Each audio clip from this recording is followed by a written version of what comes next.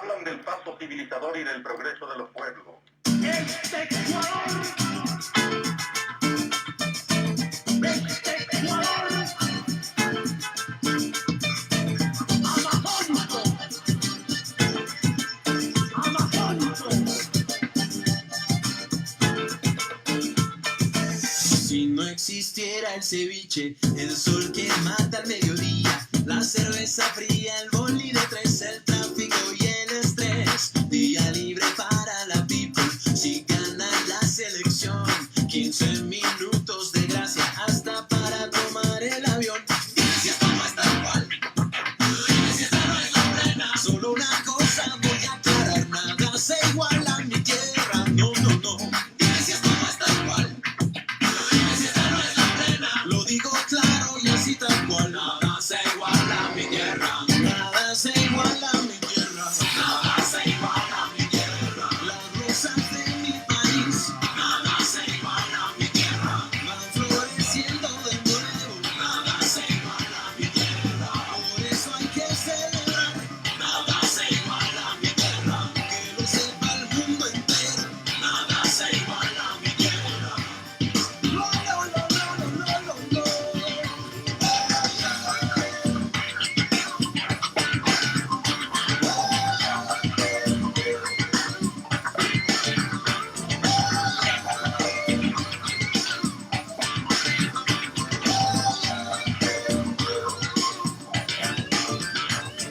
Si se perdiera la cara de Dios, la calma de Manso Guayas, la tierra de las flores, la fruta, los temblores, los tambores, la marimba, el verde esperanza, la danza.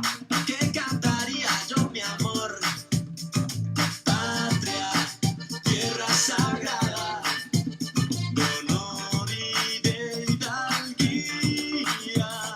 Cómo me enorgullece poder llamarte mía, mía, mía, mía, mía, mía, mía.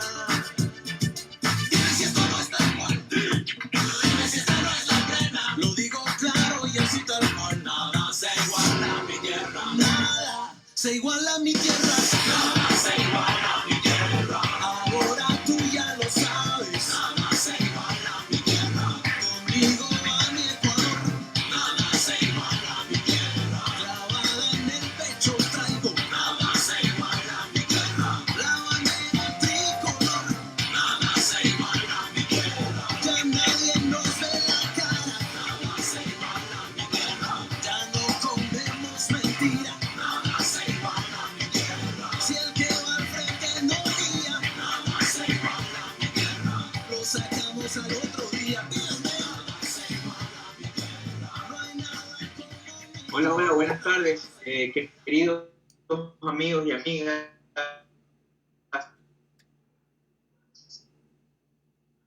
Qué gusto que se conecten a Aliaga. Sé que hemos estado un poquito alejados, pero hemos vivido momentos muy duros en el Ecuador, poco a poco tratando de retomar la normalidad, pero sabemos que en distintas provincias hermanas aún tenemos una crisis muy fuerte, muy profunda, así que iniciar diciendo y expresando toda mi solidaridad, no solamente con las personas que tienen algún familiar, conocido, amigo, que esté contagiado en este momento de COVID-19, sino también un fraterno saludo y mi admiración total a esa primera línea de defensa que tenemos, que son nuestros profesionales de la salud, quienes realmente se han estado jugando la vida por nosotros, por todos los ecuatorianos.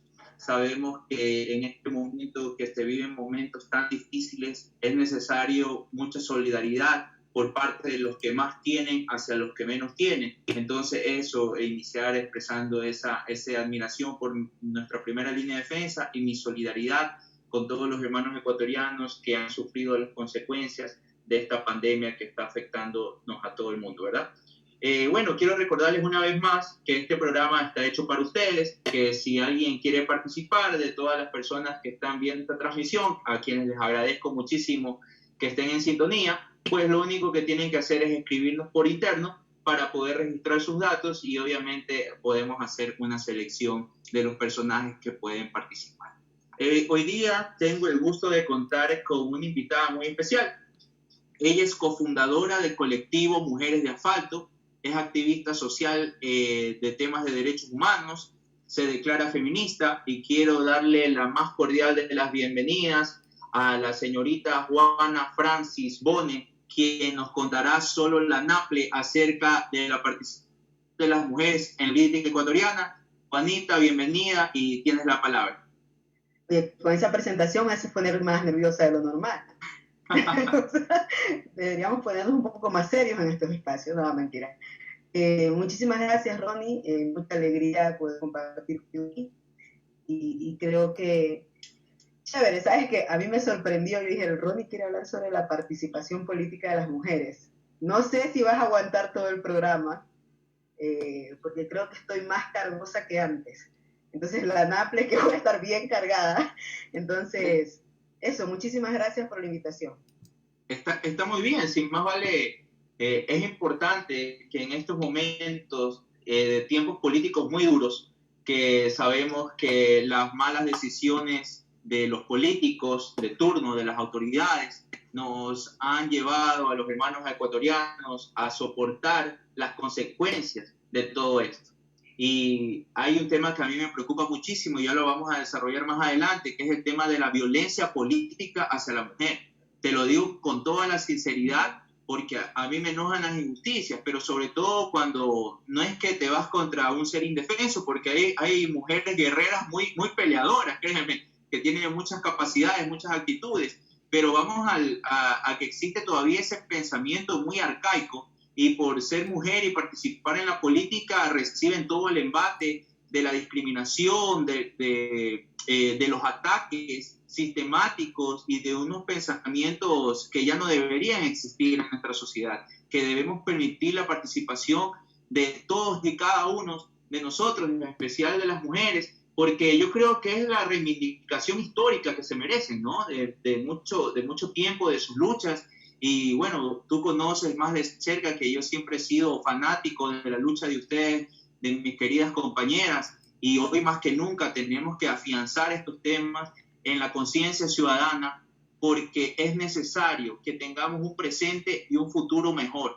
No puede ser posible que sigamos criando niños y jóvenes con ese tipo de pensamientos que ya no deberían estar, que debemos ser muy respetuosos, que debemos ser muy tolerantes y sobre todo empezar a valorar el trabajo que han hecho nuestras queridas mujeres, nuestras guerreras ecuatorianas a lo largo y ancho de la patria y del mundo, dejando en alto el nombre del Ecuador que tiene que ser valorado. Pero antes de entrar a esos temas más contundentes y como tú dijiste, vas a estar más afilada que nunca y no lo dudo, por eso traje mi chaleco antibalas, quiero hacer una pequeña introducción de quién es Juanita Francis, porque la idea del programa es que entiendan de que estos espacios son para los ciudadanos, para los activistas, para los líderes sociales, para que las personas que están conectadas puedan conocer un poquito más de usted, de las luchas que llevan adelante, pero de dónde inician.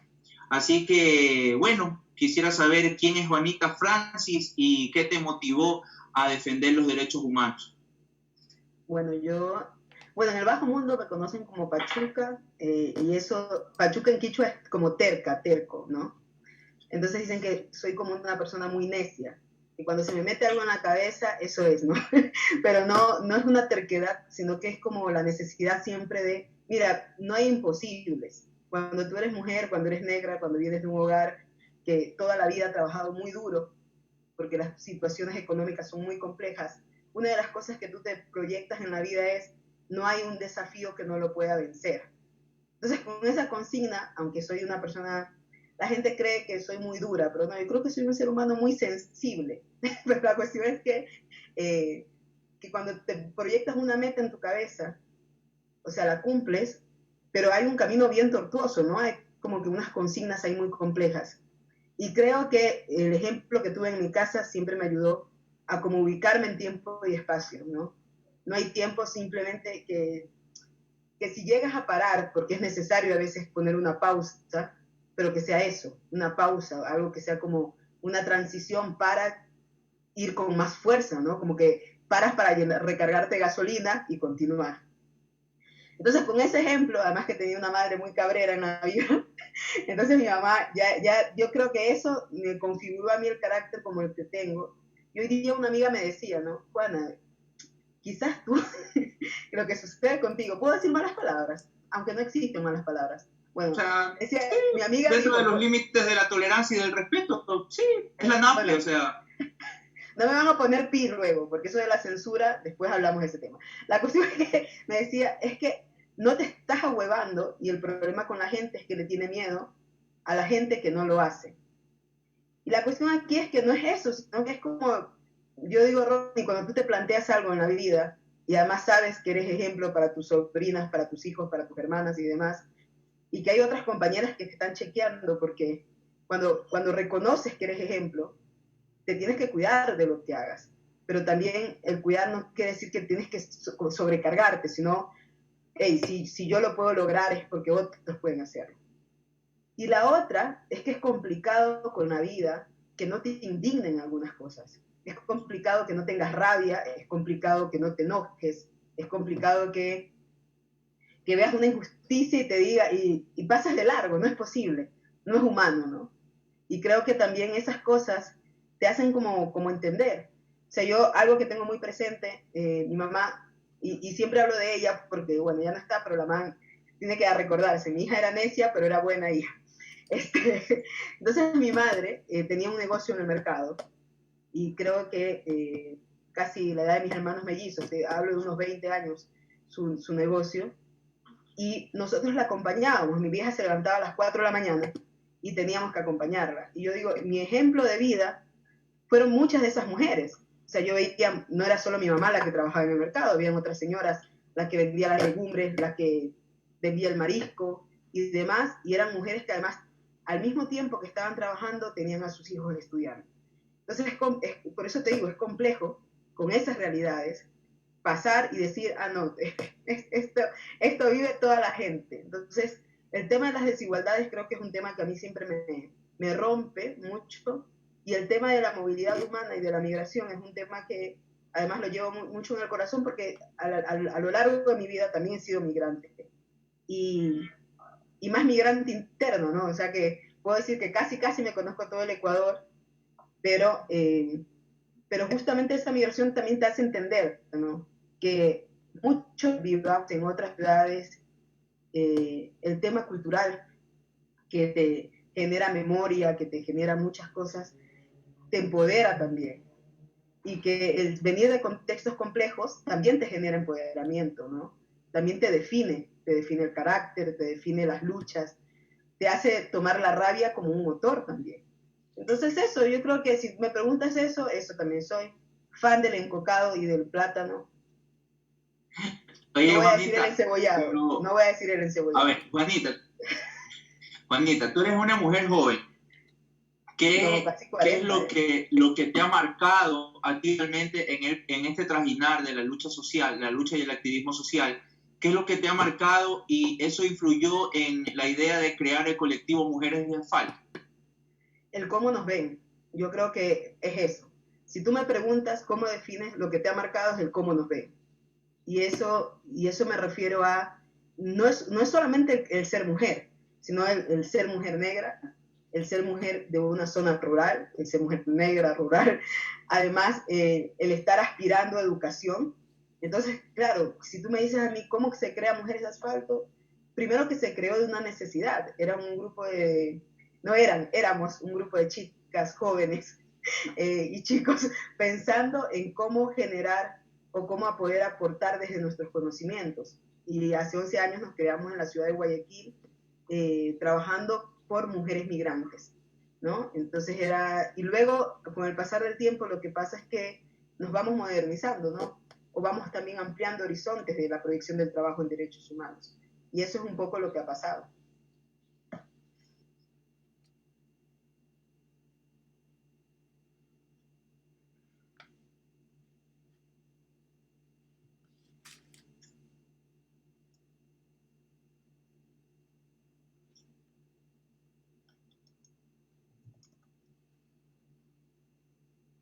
Bueno, esto es en vivo. Entonces Ronnie se quedó congelado. Creo que en unos minutos va a regresar. Estoy vivo. Yo estaba escuchando y se me estaba distorsionando. Es que me olvidé de contarles a los queridos espectadores que yo tengo el servicio de TV Cable y siempre que quiero... Se fue Ronnie. Bueno, la cuestión es que justo estaba denunciando Ronnie de que tiene el servicio de TV Cable y de seguro que cuando está haciendo las transmisiones se le cae la señal.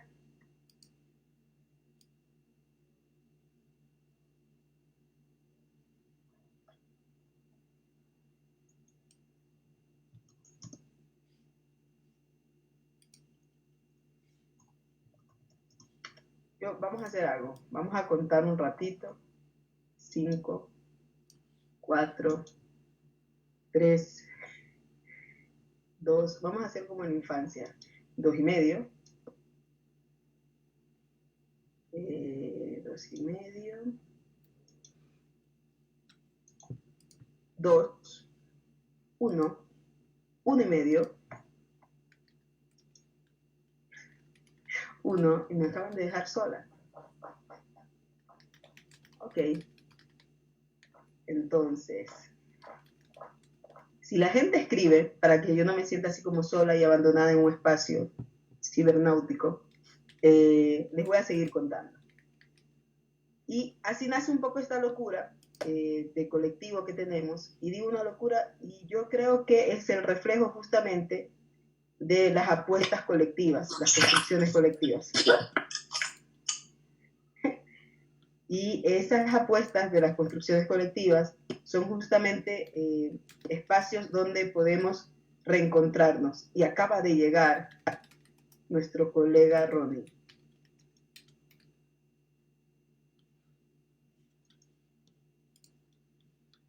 Ok, hello Ronnie. Y ahorita sí estamos ahí. Bueno, estos son los... El en vivo. Claro, o sea, se dan este tipo de problemáticas. Sabemos que a veces es el bloqueo, pero ¿sabes qué? Yo estuve investigando y sé que en el año 2018 recibieron un reconocimiento. Bueno, tú recibiste un reconocimiento como defensora de los derechos de las mujeres que fue otorgado por el gobierno de Canadá. Y en el 2019 recibiste un reconocimiento, Premio Valdivia. ¿Qué significaron para ti este tipo de reconocimientos, dado que yo conozco que a ti te gusta hacer una lucha desinteresada? Pero ¿qué representan este tipo de reconocimientos para ti? Mira, yo soy naturalmente chillada, pero cada vez que la gente me recuerda eso, yo me pongo nerviosa. No sé por qué, pero es una cosa, como decir, como que me hago chiquito el corazón. Mira, yo creo que sí, y siempre hay una frase que se me quedó a mí y es que no es solo Juanita, ¿no? O sea, hay muchas compañeras que han pasado por el colectivo y creo que también han ayudado a ser y hacerme la persona que también soy ahora, ¿no?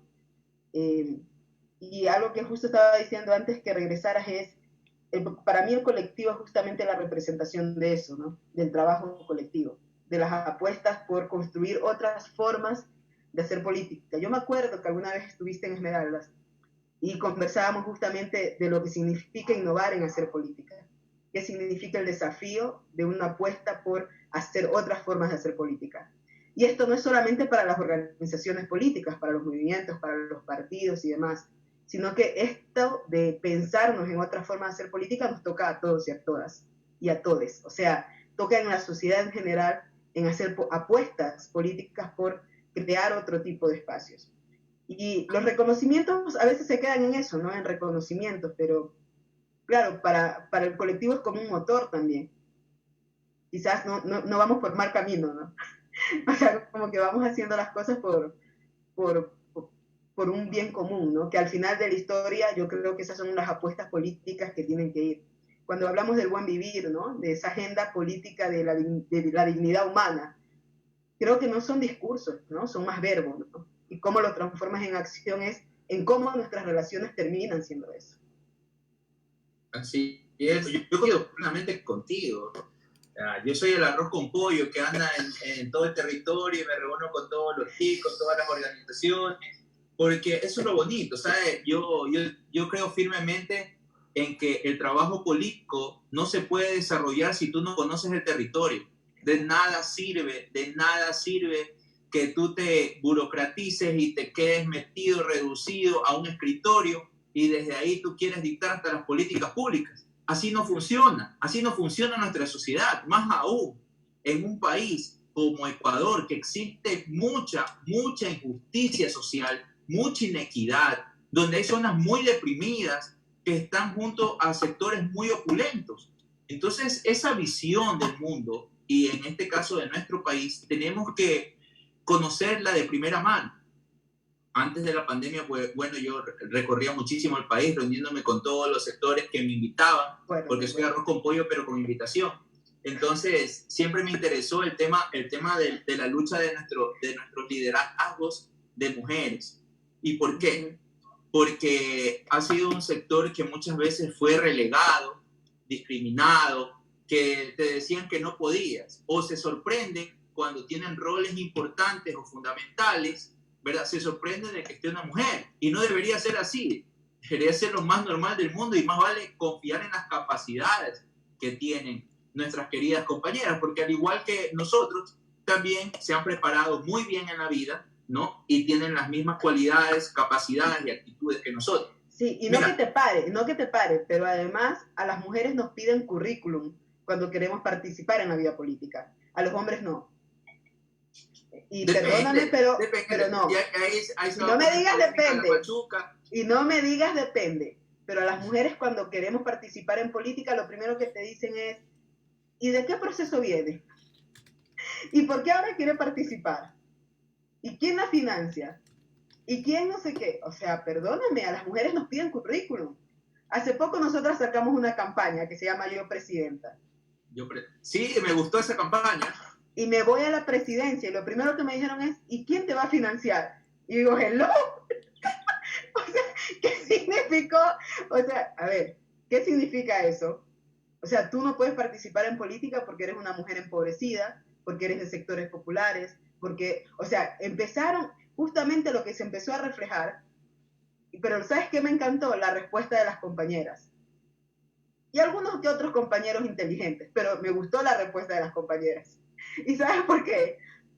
Porque muchos creen que la apuesta de la agenda política hoy en día la pone el banquero que tiene plata o el empresario que tiene plata. ¡Au, Lazo! ¡Auch! Siga, dele. O sea, desgraciadamente para ellos hay que recordarles que la democracia en el Ecuador aún siendo una democracia imperfecta, siendo una democracia racista, machista, xenofóbica, hay apuestas comunitarias y ciudadanas que te van a decir, hey, esa agenda política no es la nuestra y esas no son nuestras necesidades. Entonces el Yo Presidenta nació así y nace además como una apuesta de la reivindicación de esos perfiles de compañeras de muchas comunidades. Lo triste es que el mismo día una compañera nos pidió bajar su foto porque empezaron a amenazarla y a violentarla a ella y a su familia en una de las comunidades.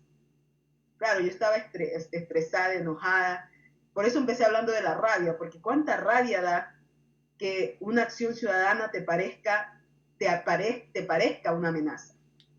Y lo otro es algo que dijo una de las compañeras que me encantó fue, les parece amenaza porque no tienen una tercera vía, porque no tienen una propuesta de fondo, porque no saben lo que significa hacer territorio, justamente lo que tú estabas diciendo. Pero todavía cabrea que a las mujeres nos digan, ¿por qué? ¿Cuál es el perfil de esta para participar en política? O sea, siempre nos toca estar demostrando 5 veces más que los hombres. Y si eres negra o indígena, te toca estar demostrando 10 veces más. Entonces, luchar contra eso, que además es racismo, que además es machismo, toca también pelear con la formación interna de las organizaciones políticas. Y además toca también empoderar en los procesos políticos a las organizaciones. Si una compañera de proceso social participa en una agenda política partidista, no hay que dejarla sola.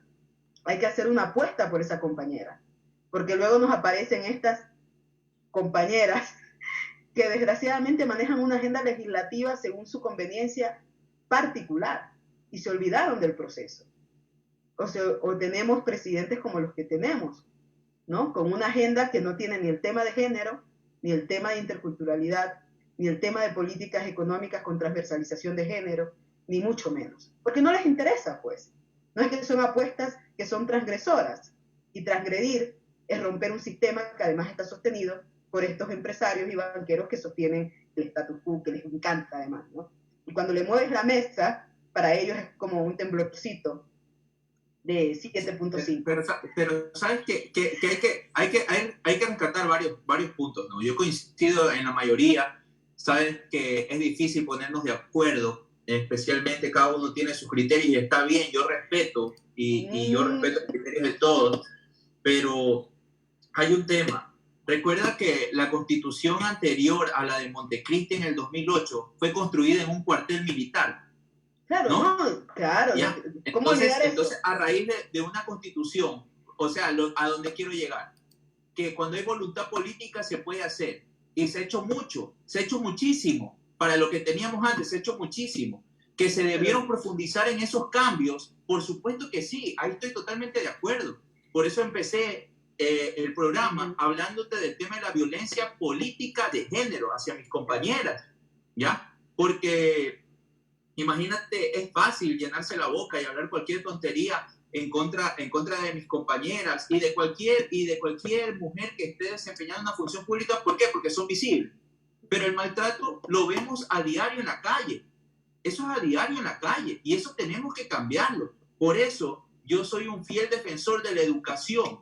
La educación es lo que nos va a llevar y nos va a generar el progreso y el desarrollo de la patria. Porque si nosotros empezamos a educar bien a nuestros niños, a nuestros jóvenes, a nuestros adolescentes, no vamos a tener por qué castigar o sancionar a los adultos. No vamos a escuchar no va a ser común como ahora escuchar casos de femicidio, casos de violencia intrafamiliar, maltrato a la mujer.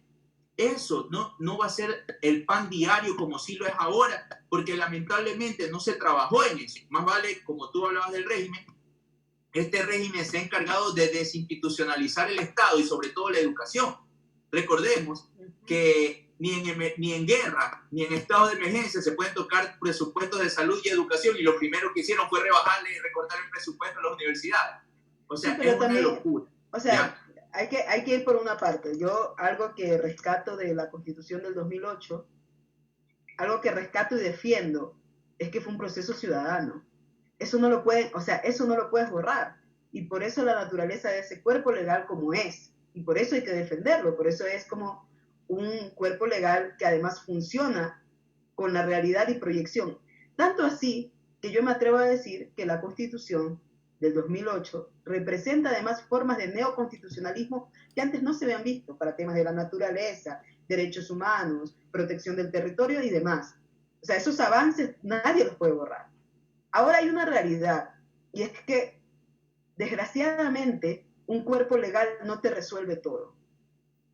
Entonces tú usaste una palabra interesante que era el tema de a más del cuerpo legal, es la decisión política en algunos casos. Entonces, hay ahorita una reforma del CNE que para mí no es suficiente. Las compañeras lo ven como un logro y lo respeto, pero no es suficiente. Entonces, es esto que pusieron de paridad, que es necesario que las compañeras Ok, pero estaban en proyectos, no sé si ya se aprobó el tema de los distritos, que los iban a reducir. O sea que íbamos a tener menos espacios de representación. No, eso no se eliminó, más vale se amplió la participación de las mujeres, ¿no? En el porcentaje. No, lo de los distritos, ojo. No se eliminaron, sí, en las mismas circunscripciones electorales para la participación. Mira, entonces a mí me parecía ahí, para cerrar la idea, me parecía a mí una contradicción que metieran esos dos proyectos al mismo tiempo y que te dijeran luego es que las compañeras mujeres deben celebrar porque hemos generado más democracia inclusiva. No es suficiente cuando los partidos no tienen una agenda de género. Entonces, cuando hay una captación y cuando todavía se manejan las organizaciones políticas, hay intentos de cosas interesantes, pero la mayoría de las organizaciones políticas se manejan por el que pone la plata, decide quiénes son los candidatos y transforman a ciertos perfiles de base, los transforman en simplemente una clientela de votos. ¿Cómo eso se hace un proceso de veeduría dentro del proceso electoral? ¿Sabes que te iba a poner de ejemplo? O sea, el triunvirato de los machos, por ejemplo, en la Asamblea Nacional. Las 3 primeras autoridades de la Asamblea Nacional son hombres. O sea, que no, ninguna legisladora dijo absolutamente nada, y yo puedo dar fe de la pelea dura que dieron mis compañeras de mi bancada, pero entiende que mi bancada, en mi caso, somos 30 de 137, levantan la voz, la defensa por la participación de las mujeres, pero el resto de organizaciones políticas, más allá de una ideología, hola, no sé, alguien se pasó por ahí, pero además de la ideología política, el tema es que deberían apoyar, ¿verdad?, la participación y la inclusión de las mujeres dentro de esos espacios relevantes y de toma de decisiones. Ojo, es de toma de decisiones, porque justo quería entrar en el tema de la promoción del liderazgo y la participación política de las mujeres. Entendemos que en este momento es fundamental para la democracia y para la gobernabilidad. Sin embargo, hay un sinnúmero de obstáculos, y lo sabemos.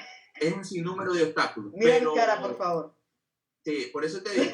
Entonces, ¿cómo podemos enfocar esto para empezar a romper estas estructuras hegemónicas que existen, que se han tratado de ir minando a través de la consecución de más derechos, de más participación, que como tú y yo coincidimos es insuficiente, debería ser más, ya, pero lo entiendo también, está siendo progresivo. Quizás si hubiese otro tipo de gobierno, sería un poquito más el avance en el tema de derechos a favor de las mujeres, ¿verdad? Yo creo que las brechas de desigualdad, discriminación, deben ya empezar a tratarse desde el punto de vista de ya de eliminarlas, no solamente con un discurso paliativo, sino con algo determinante para que esto se acabe ya. Y la participación de las mujeres en la vida política preste todas las garantías, como si la prestan para los hombres, que presten todas las garantías para que una mujer no se sienta amenazada en su vida, como el caso que tú has presentado el día de hoy, de la compañera que también estaba saliendo en una promoción, digámoslo así, de la campaña Yo Presidenta, de la campaña Yo Presidenta, y que ella recibió amenazas. Eso no se puede dar. Pero mira. Sí, la trataron de traición. O sea, porque como parece que ella milita en un proceso político organizativo y apareció en nuestra publicidad, la trataron de traición. Porque no puede ser crítica tampoco, ¿no? Si estás participando en ciertos espacios, ya no puedes ser crítica porque eres enemiga, ya no eres aliada. Entonces, ¿a qué punto, cómo se define la participación política de las mujeres en el Ecuador del 2020? Una participación que tienes que cuidarte del miedo, que tienes que cuidarte de que violen tu intimidad, de que pongan en riesgo a tu familia. Y no es la primera vez. O sea, yo tengo un sinnúmero de casos. Sé de un caso de una concejala en un cantón del Guayas, que además la obligaron a renunciar y entran armados a obligarla a renunciar. Pero claro, como es de una zona rural, no se hizo tan popular porque no tuvo los medios, y tampoco, ahí yo me hago una interpelación, ¿no? Cómo movemos nuestras redes de apoyo también. Y me refiero a cómo se pudo apoyar a esa compañera. Luego se puso la denuncia y demás, pero no se terminó. Y además, porque no hay intención de procesar el tema de la violencia política. Yo sé que ahora hay una consejera del Consejo de Participación Ciudadana que ha vivido violencia política, pone la denuncia y las instituciones correspondientes hacen oídos sordos. Entonces no es que no ha pasado, o sea, no es que en el Ecuador no se viva, no es que en el Ecuador haga falta regulación, es que no hay un debido proceso que hagan o que asuman las autoridades competentes. Y la otra es que siempre usan palabras como, es que esta mujer es exagerada, es que ella está haciendo drama. Y si no quería que la molesten, ¿para qué se puso minifalda hoy día? Para venir al pleno, por ejemplo. Siempre va a haber un pero. Yo, por ejemplo, la posesionada recién vicepresidenta, cuando ella dijo y emitió, yo sé que son mecanismos que están dentro del sistema como tal, pero ¿hasta qué punto eso me representa, no? Un discurso que hable sobre vamos a hacer caridad cuando estás haciendo un trabajo y por ese trabajo te estamos pagando, te están pagando todos los ecuatorianos. ¿Hasta qué punto tú llegas a esa función pública sabiendo qué vas a hacer? no necesito tu currículum, porque me decían, la señora es experta en violencia, una maestría no te hace experto. Y yo creo que sí, con esto no estoy delegitimando la educación superior, mucho ojo, pero creo que hasta la academia tiene que darse a veces un baño de populacho, de comunidad, tiene que darse un baño de territorio para comprender. No hay política pública eficiente que se haga desde el escritorio. Tiene que ser calle. Ahí No tiene hay, que decir. Tiene que ser calle. no hay determinación económica que no tenga coherencia con la comunidad que va a ser beneficiada de la estrategia económica. O sea, no es posible pensar que las cosas no están interconectadas. Aquí la cuestión es, tenemos que también tener conciencia crítica de qué espacios ocupar. Y con eso tenemos que también ser autocríticas y autocríticos también.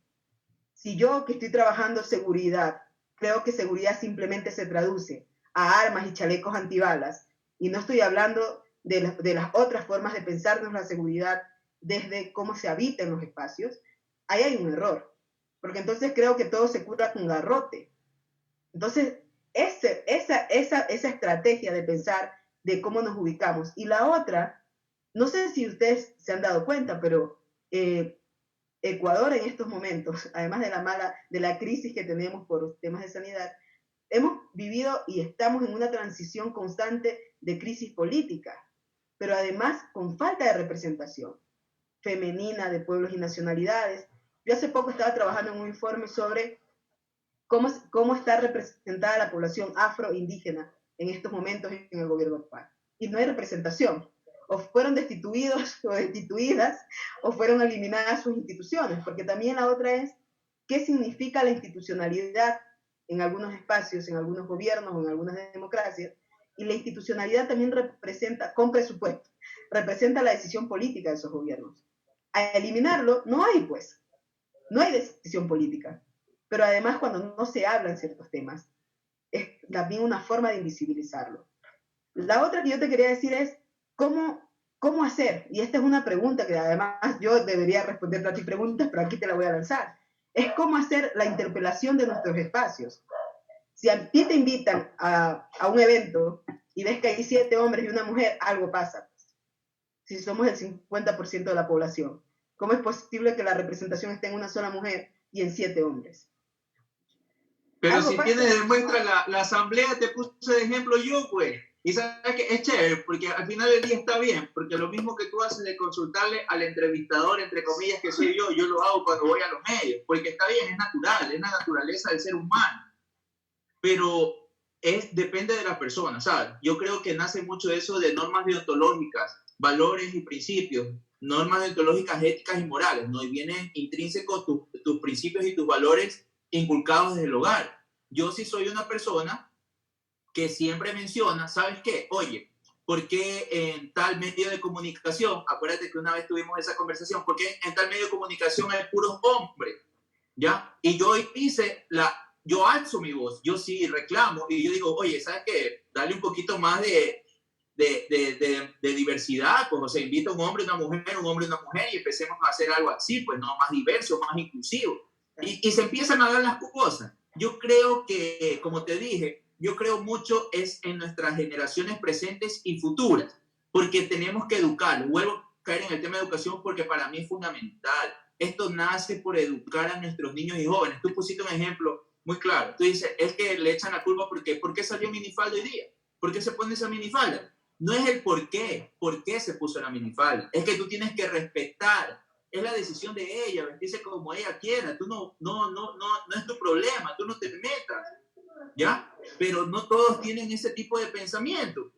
Entonces tenemos que empezar a dar este tipo de orientación a través de la educación para formar en base al respeto, porque entendemos que esto debería venir desde el hogar. Lamentablemente ya, bueno, entraríamos a temas más profundos del tema de los hogares, muchos de ellos que vienen disfuncionales, de nuestros niños que pasan en las calles, el tiempo de ocio, ya un sinnúmero de cosas.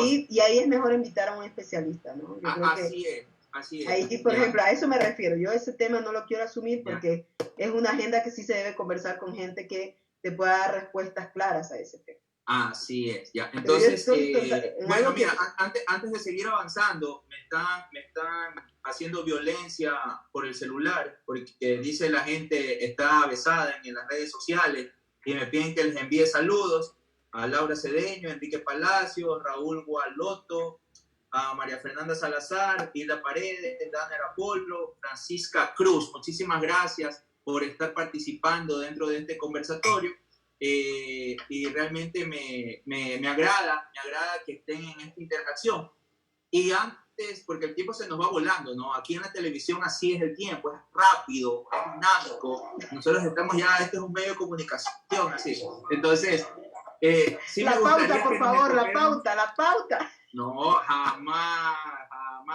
Eso, mira, ese es un medio de comunicación de formato de servicio higiénico. ¿Qué credibilidad puede tener un pseudo medio de comunicación donde las noticias te las dan sentado en el servicio higiénico y las entrevistas están, en vez de tomar un cafecito, te están tomando trago? Pues, ¿qué validez o qué credibilidad puede tener un medio de comunicación así? Por eso estamos tratando de dar ejemplo de una comunicación más libre, como yo le llamo comunicación popular. Aquí estamos personas con distintos criterios, ¿verdad? Conversando, y obviamente al final del día el espectador es el que saca su conclusión. Al menos en este tema estamos de acuerdo en la mayoría de los puntos, pero lo que sí quiero topar, que fue lo que me llamó la atención, porque te cuento que yo no había hecho el programa desde que inició la pandemia. Y pedí que se haga nuevamente el programa, y justamente porque vi la iniciativa del tema Yo Presidenta y me llamó la atención, y yo le dije a mi equipo de comunicación, tenemos que hablar de ese tema porque es muy importante, son temas que a mí me gustan, que me llaman la atención y que ahí debemos impulsar. O sea, tenemos que empezar a tratar temas muy serios. O sea, estos temas son serios, más allá de que yo sé que con la franqueza, la firmeza y la templanza que tú los abordas, yo sé que son temas que generan dolores de cabeza, y tú los has mencionado un caso, ¿no? de amenazas y cosas por el estilo. Pero quiero que me comentes más del tema de la campaña, acerca de qué es el contenido, porque ya me hablaste del tema de que te empiezan a decir, bueno, ¿y quién la financia? Pero no, ¿cuál es el objetivo final? La reflexión que quieres generar en el pueblo ecuatoriano, porque yo sé que esta es una campaña nacional. ¿Saben las compañeras que pueden contar, en este caso hablo a título personal, que pueden contar conmigo? Pero sí me interesa que el público, la audiencia, se empape un poquito más del tema que ustedes están impulsando y hagamos esa retroalimentación. ¿Ya? ¿Me explico? Entonces, para que nos cuentes un poquito más cuál es el objetivo principal y qué necesitas del pueblo o qué requieres del pueblo. A ver, lo que necesito son sus votos. No, mentira, broma. Te comento, Yo Presidenta es una campaña que nace por dos cosas. Primero, que nace porque no hay una visibilidad política en estos momentos de las compañeras. Voy a decir tres cosas importantes. Y digo que no hay una visibilidad política importante, me refiero a todos los precandidatos, hasta ahora creo que van 9 o 13, si no me equivoco en la cuenta, son hombres blancos mestizos de la misma clase económica, representan a los mismos agentes. Segundo, nosotros estábamos preparando, porque estamos trabajando mucho en hacer un periodismo popular de investigación. O sea que estuvimos conversando con varios sectores alrededor de la pandemia, de denunciar muchos casos, y un líder de estos que tienen como su permanencia, ¿no?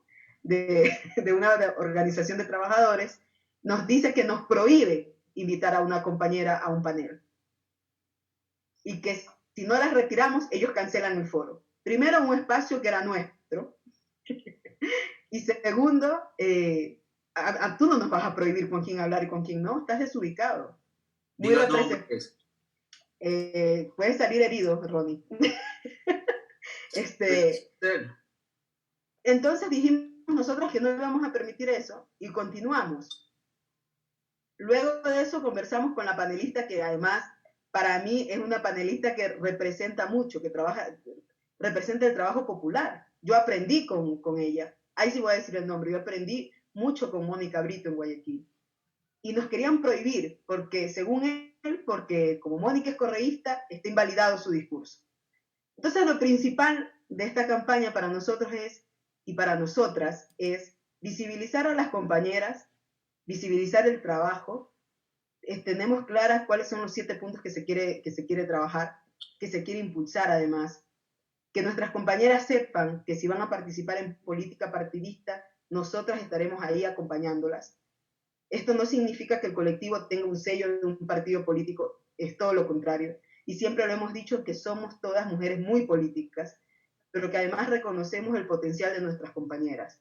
Pero asimismo, como reconocemos el potencial de nuestras compañeras, también reconocemos que si no vamos a estar de acuerdo con muchas cosas, las vamos a sentar en la misma mesa que las sentamos para impulsar sus candidaturas, las vamos a sentar para interpelar y cuestionar esas decisiones que no están bien tomadas. Y luego avanzamos en otros temas y decíamos, ¿sabes qué? El último encuentro que tuvimos presencial nosotras fue la semana previa al 8 de marzo, y que fue justo un encuentro determinante en la provincia de Esmeraldas. Bajaron algunas compañeras y participaron de otras provincias, y salió algo muy potente que se llama, que se dice frase, ¿no? Aquí nosotras. ¿Qué significa el aquí nosotras? Es aquí estamos, aquí reivindicamos también, aquí potencializamos también. Y la otra es que no podemos tener miedo, Ronnie, nuevamente, no podemos tener miedo a la participación. Hace 3 años, con la cooperación internacional, realizamos una investigación que decía que nuestras colegas no participaban en política por 4 motivos. El económico, el cuestionamiento a su educación, su estética discursiva y física, y el temor a la familia. O sea, se refieren a los divorcios, separaciones y demás. Hoy en día nosotras lo que hacemos sobre este debate es replantearnos, ¿no? Eso siempre nos dicen, no son sus lugares. El yo presidenta reafirma que sí son nuestros lugares y que nuestros lugares son todos. El que no podemos negociar ni ceder nuestro espacio porque nos digan que no nos merecemos estar ahí. Entonces, esa apuesta política, Ronnie, es una apuesta que nace desde las organizaciones y además que siempre, la última ley que yo sentí, o sea, no digo la última, antes de entrar a pandemia, la ley me recuerdo tanto que era aborto por violación, la agenda. Y ver que muchas compañeras, algunas dejaron de ir, otras no participaron, y se perdieron esos votos porque no era una agenda con la que tenían empatía, y porque muchas habían negociado con intereses particulares. Yo creo que esas fechas reafirmaron nuestra necesidad de estar en esos espacios, tanto en el Ejecutivo como en el Legislativo. Y que si se vienen elecciones, hay que hacer una apuesta por la base social y una apuesta de principales, porque también han cogido el tema de poner el segundo lugar para el segundo puesto o el alterno para justificar la paridad. Y la paridad no significa eso. Y la participación tampoco puede ser como minimizada alrededor de esos temas. Entonces, hay que ampliar mucho y yo creo que hay mucha agenda para hablar. Con esto no quiero decir que abajo los hombres no pueden participar, aunque deberían ellos autovetarse, reconociendo que son una mayoría no proba, una mayoría que ha quedado con deuda, tanto en el Ejecutivo como en el Legislativo, en el Judicial, en el Tribunal Electoral, en el Consejo de Participación Ciudadana, han dejado una deuda, y es una deuda de funcionalidad, de ética, de coherencia, de responsabilidad de lo que significa hacer política y de las funciones del Estado como tal. Tenemos una política deslegitimada, pero no tan solo por las prácticas viciadas, porque además me cabe a mí hablar de corrupción, porque lo mínimo que podemos hacer cuando estamos sirviendo es hacer lo que te corresponde, y lo máximo es hacer extraordinariamente bien lo que te corresponde. Entonces, ¿sabes qué? Perdón, te interrumpí. Sigue. No, sigue, que yo me voy de largo y no te voy a hablar. O sea, más vale te iba a decir que la participación a veces existe. Lamentablemente han existido así como malos elementos hombres en tantos espacios, asimismo malos elementos por parte de las mujeres. Pues. O sea, tenemos una Fiscalía General del Estado en este momento liderada por una mujer afrodescendiente que solamente investiga los casos que le corresponden para solapar al régimen y no investiga todos los casos como se debería hacer en una verdadera lucha contra la corrupción frontal y decidida. Tenemos una ministra de gobierno que es responsable de muchas muertes que es responsable del mal manejo de una crisis sanitaria como la que estamos viviendo. Y no, hay mucho mal manejo, pues. Mal manejo de frontera norte, mal manejo de frontera norte, mal manejo de acuerdos internacionales, mal manejo de acuerdos con la policía. A lo o sea, que quería llegar es que efectivamente... Pero, Ronnie, pero lo que pasa es que ella, o sea, aquí nadie va a justificar a nadie, pero eso no representa la participación política de las mujeres, mucho. Y creo que con eso también, con eso hay que ser claros también. Yo soy claro, yo te estoy diciendo que así como hablas de malos elementos por parte de los varones, así mismo yo también te cito un par de casos de espacios relevantes, porque se te van a justificar y tú sabes que lo justifican de esa manera. Te van a decir, ahí tenemos la vicepresidenta de la República, en este momento, pues bueno, es la tercera, bueno, ya, la vicepresidenta de la República, que te habla de caridad, cuando el servicio público no es de caridad, es de calidad pública, de servicio a la gente. Eso no tiene nada que ver con la caridad. O sea, sí, Ronnie, pero también, ojo, es trabajo. O sea, primero, a ver, yo soy muy amante de la política y creo que es uno de los temas que me apasiona. Pero cuando eres vicepresidente, presidente, asambleísta, o ocupas algún cargo que recibas una remuneración, es tu trabajo, pues. Así es. Aquí no estás haciendo obra social. Esto no es fundación, no es CARE, es la institucionalidad, Ronnie. Y eso es otra cosa. Aquí hay que exigirles el trabajo. Pero mira, imagínate, o sea, tú sabes que las palabras se deben utilizar para términos correctos. Una cosa es el tema solidaridad, que yo siempre hablo de solidaridad, que es distinto. Es pedir a las instituciones, pedir a las instituciones privadas también, que compartan los que más tienen hacia los que menos tienen. Ya, eso es una cosa, pero otra cosa es caridad. O sea, significa que está justificando que en la esquina esté una familia, ¿verdad? Una familia, y que le tengas que dar unas cuantas moneditas y con eso te vas con tu conciencia tranquila. Y tú sabes que eso no funciona. ¿Ya? Eso no funciona. Porque a la larga, nosotros como funcionarios públicos debemos darle respuesta al pueblo ecuatoriano, debemos darle respuesta, como tú dijiste, hasta por último, cobras el sueldo, estás cobrando un sueldo para hacer tu trabajo, no para venir a hacer caridad, pues si no, hazte una fundación, pues. Y como ella es de Guayaquil, más que los socialcristianos deben saber cómo se hacen ese tipo de fundaciones para lucrar de las mismas. Entonces, a lo que voy es que así mismo tratan de justificar de esa manera, ¿me explico? O sea, te dicen, tenemos la vicepresidenta de la República, tenemos a la ministra de Gobierno, tenemos a la fiscal general del Estado, ¿verdad? Pero lamentablemente han tenido unas posturas que no van de acuerdo, vuelvo a insistir, en normas deontológicas, éticas y morales para poder llevar adelante el encargo que les ha puesto en sí la Constitución, ¿verdad? Y en unos casos la ley. Mira, me gustaría saber cuáles son tus propuestas o cuáles son sus propuestas del tema de la participación de las mujeres y de las propuestas que van a hacer o les gustaría hacer ustedes para tratar de evitar y más que todo desterrar la violencia política hacia las mujeres.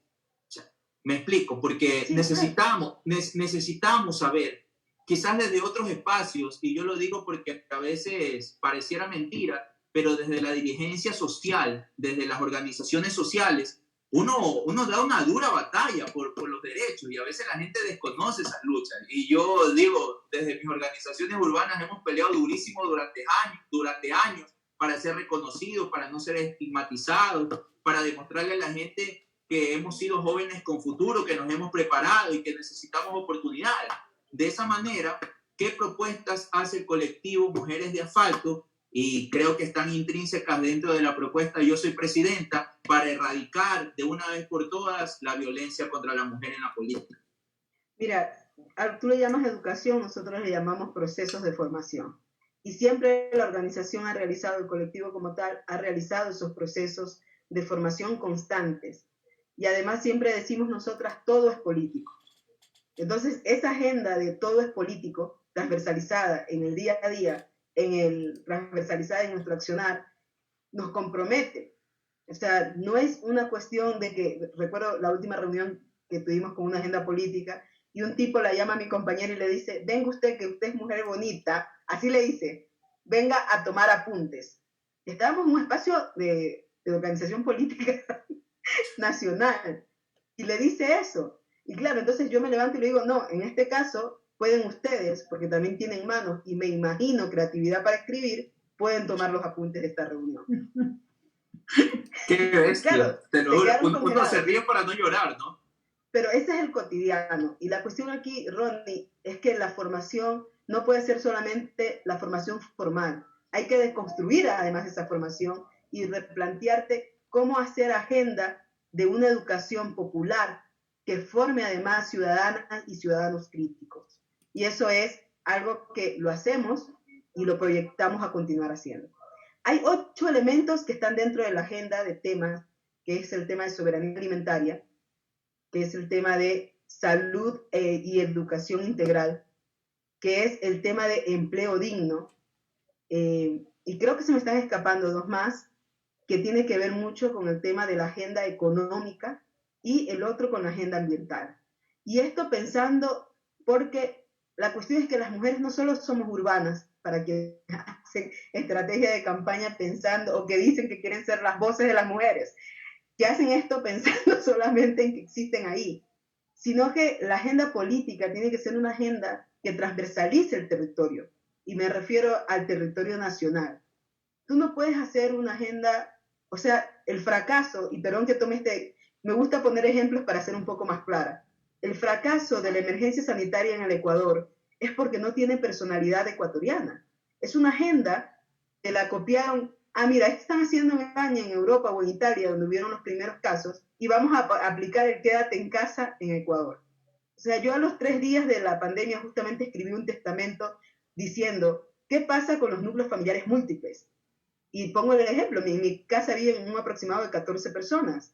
¿Cómo les dices a esas 14 personas, con el 50% o el 60% en edad escolar, que se queden en casa, sin dinámica, sin agenda? Le hablas y, por ejemplo, creo que es más del 50% del territorio nacional que no tiene acceso a agua potable. Más del 60% de la población en el Ecuador, en la actualidad, no sé si ya es más del 70%, se dedica o nos dedicamos al trabajo informal, al trabajo no con una remuneración fija, sino que nos dedicamos al comercio, a la venta o a la oferta de servicios. Entonces son dinámicas que tenían que estar pensadas, pero insisto, por eso no puede estar desconectado el escritorio de la realidad. A mí no me sirven tus agendas o tantos títulos técnicos cuando no puedes tener coherencia o sentido común aplicado en una política pública. En esencia, yo, presidente, es insistir además que ese sentido común esté dentro de la función pública, establecido también y visible en las estrategias de políticas públicas y de inversión. Porque yo, ¿para qué tengo una ley de prevención de violencia sin presupuesto? Así es. Algo que nos afectó ahorita en esta pandemia, Ronnie, y además que para mí es como sin sentido, es que tenemos la llamada de emergencia del ECU 911, pero no se podía dar respuestas, pues. Porque al mismo tiempo, unas semanas antes, habían despedido pues al personal. Así es. Y no teníamos sistema de justicia complementario para hacer acompañamiento. Te hablo de tener a la perito, a la psicóloga y a lo demás que comprende el sistema de justicia, porque los habían despedido, pues. Entonces no se puede hablar de una ley integral, de un proyecto de política pública, si no están las platas para ejecutarlo. Y creo que la propuesta es llevar el sentido común a la política pública y reconocer que esto es un fracaso y resolverlo. Y creo que la otra es que la política actual en el Ecuador no asume responsabilidades y no te da soluciones, sino que te genera escándalos que además se comercializa con la pauta en los medios de comunicación tradicionales. Y eso también es una interpelación. Ahora en estos momentos estaba el concurso de frecuencias, pero ahora los monopolios de los medios de comunicación, si yo como organización quería participar y escuché a un orgulloso decir por ahí, además que le tengo su bandera a Michelena, Y uno decía, pero si nosotros llevamos en los medios de comunicación más de 40 años, justamente por eso ya no puede tener la frecuencia, porque hay que democratizar ese espectro. Y no es posible que creamos que centralizando es como mantener, como que es heredado. Entonces, el hijo de Ronnie puede tener la radio, pero Juana Francis no puede, porque además no pertenece al círculo de Ronnie. ¿Tú te imaginas esa manipulación, ese monopolio generado en los medios de comunicación? Tienen que ser cuestionados. Entonces, cuando tú me dices cómo van a transversalizar el tema de las estrategias y lo demás, es que hay que pensarse en una política interseccional, responsable, con sentido común y con las platas, pues. No es posible que las trabajadoras del MIES no tengan los desembolsos y los casos de corrupción sí los tengan. Así es, así es. Sabes que tengo una apreciación sobre lo que has dicho de las propuestas. Tu presidenta, me parece bien, te apoyo, estoy de acuerdo. Más te vale. Estoy de acuerdo, apoyo totalmente. Y la segunda es que estoy con intriga. Diga el nombre del dirigente, diga el nombre del dirigente. No, mira que la vez anterior tú me hiciste caliente mi pobre programa porque empiezas a pedir nombres. No voy a darle protagonismo a alguien que no se lo merece, Ron. Así es. Pero es que dice que me va a golpear a mí por qué me va a golpear? ¿Quién? Tú dijiste, pues, voy a salir golpeado. ¿Y yo por qué voy a salir golpeado? Es broma. Es un mamarracho que se ha comportado de mala manera, ese problema de él, no el mío. No, era broma eso. Pero la cuestión aquí es que no hay que darle protagonismo a esos patanes. O sea, y más totalmente bien, de acuerdo, pero qué buena la aclaración. Entonces yo no tengo por qué salir golpeado porque yo no voy a salir golpeado. O sea, me quedé con intriga. Yo estaba diciendo así, oye, ¿qué pasó de Relancina? ¿Qué fue? Entonces, pero no, sabes que me ha agradado muchísimo la propuesta. Sé que hay que impulsarla más, y... Sí, me voy a robar a tu equipo, te cuento. Está bien, hay que trabajar. ¿Sabes qué? Mira, a veces el trabajo de la defensa de los derechos demanda mucho tiempo, demanda muchísimo tiempo, muchísimo sacrificio, y sobre todo las luchas sociales desinteresadas ponen a prueba nuestras capacidades, nuestra voluntad. Así que si efectivamente consideras que dentro de mi equipo hay personajes que te pueden ayudar, pues ya depende de ellos, de ellas, para que también te puedan ayudar e impulsar, porque tú sabes que aquí en esta lucha, en la lucha de las organizaciones sociales, aquí es 24/7, aquí no te importa si está lloviendo, si está con sol, no te importa si está inundado, si está el lodo, no importa. Tú sabes que tienes que luchar todos los días como que es el último día. Todos los días son importantes porque cada día podemos perder un compañero, cada día puede ser violentado un derecho y es muy importante poder trabajarlo. Juanita, ha sido para mí un honor tenerte en el programa de la NAPLE. Muchísimas gracias por acompañarnos. Yo sé que el tiempo es corto, pero ha sido muy interesante el diálogo. Esperemos que según vaya transcurriendo el tiempo y mejoren las condiciones, poder acompañarlas a ustedes y visitar el territorio como lo he hecho, poder reunirnos a debatir de estos temas muy importantes y tomar apuntes de lo que se necesita, y más que tomar apuntes, apoyar en la lucha a las compañeras. Y si en algún momento una organización política les abre las puertas, pues asimismo también que consideren dentro de nuestros espacios de las organizaciones políticas también que podemos hacer las cosas de mejor forma. No somos perfectos, se cometen errores, pero para eso estamos. Tú bien lo dijiste, ¿no? Tenemos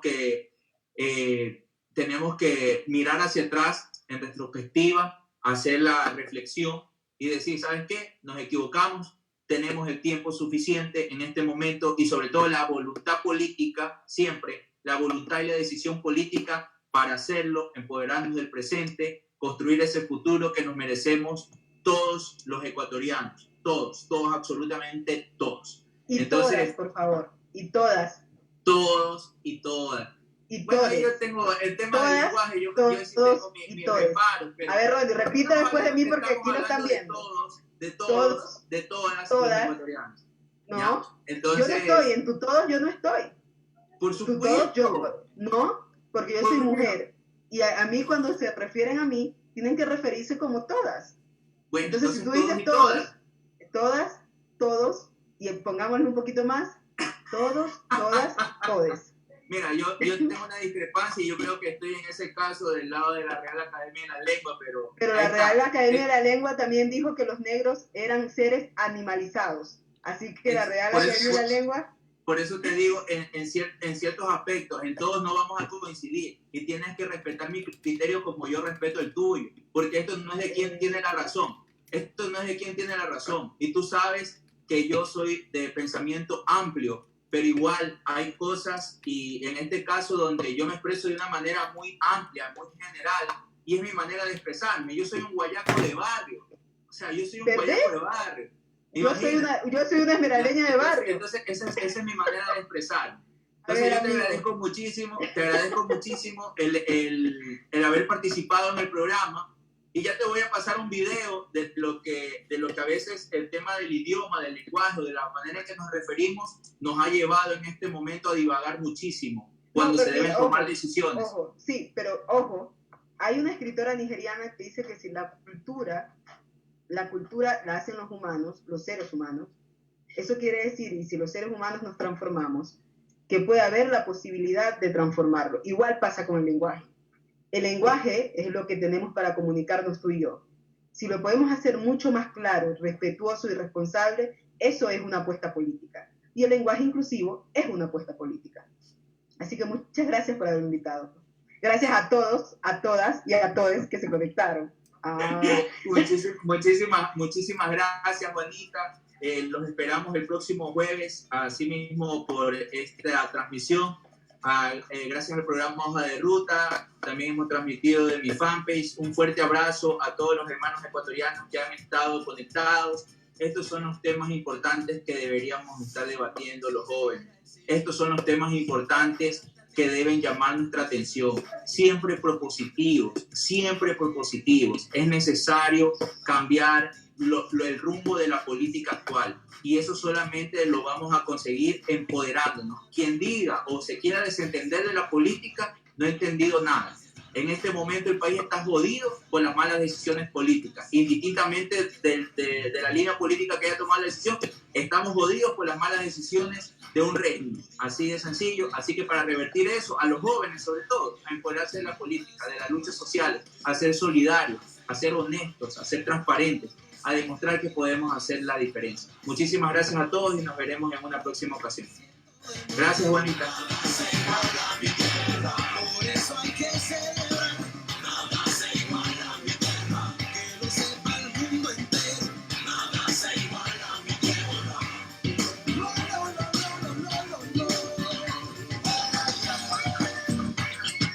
Ay,